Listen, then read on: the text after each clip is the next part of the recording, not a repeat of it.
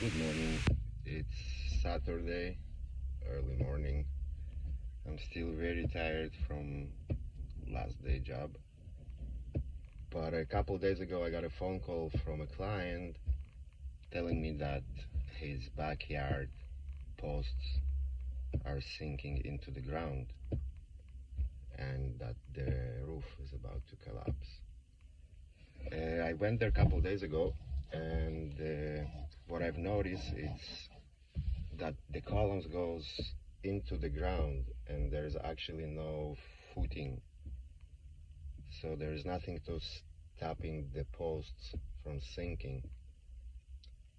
So I'm at Home Depot right now. I'm gonna get everything to make a footing. I'll show you guys later on a job site what it does it mean. And yeah, see you guys later.